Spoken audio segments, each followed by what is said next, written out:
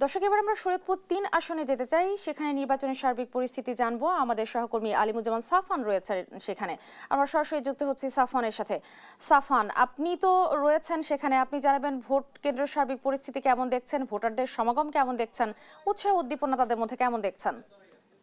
রিপা, আমি শরীয়তপুর ৩ আসনের কোদালপুর ইউনিয়নে রয়েছি এবং আমি একটি ভোট কেন্দ্রের সামনে রয়েছে। এটি কোদালপুর উচ্চ মাধ্যমিক বিদ্যালয়। এই কেন্দ্রে আমরা যেটি প্রিজাইডিং অফিসারের সাথে কথা বলে জানতে পেরেছি প্রায় ৩,০০০ ভোট রয়েছে এই কেন্দ্রে এবং সকাল থেকেই আপনারা নিশ্চয়ই দেখতে পাচ্ছেন যে ভোটারদের যেই দীর্ঘ লাইন, বিশেষ করে নারী ভোটারদের যে লাইন সকাল থেকে আমরা দেখতে পাচ্ছি, তারা কিন্তু একেবারে সকাল ৭টার পরে কিন্তু এই কেন্দ্রে এসে তারা কিন্তু লাইনে দাঁড়িয়ে গেছেন এবং এই কেন্দ্রে ৪টি কক্ষ রয়েছে, ভোট কক্ষ। সেখানে কিন্তু আসলে আমরা সকাল থেকে অনেক ভিড় দেখতে পেয়েছি এবং প্রিজাইডিং অফিসারের সাথে কথা বলে আমরা জানতে পেরেছি যে দুই বেলা খাবি ফ্যান্টাস্টিক নিমো খালাল সল্টেড বিস্কুট।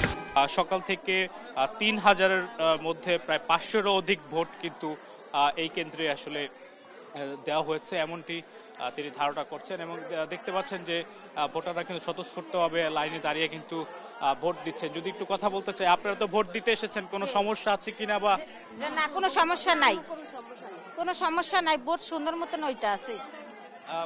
কোনো ধরনের অসুবিধা হচ্ছে ভোট দিতে? না না না।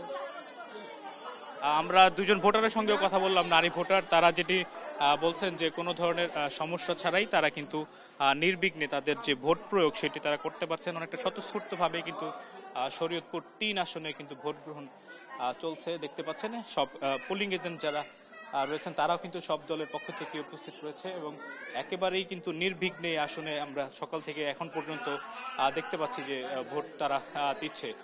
তো আমি কোদালপুর ইউনিয়নে রয়েছি শরীয়তপুরের। তো আমি এখন পর্যন্ত এই কেন্দ্রে ৩,০০০-এর মধ্যে ৫০০-এরও অধিক ভোট কিন্তু ইতিমধ্যে হয়ে গেছে। তো আমার কাছে শরীয়তপুর ঠিক এই ছিল সর্বশেষ।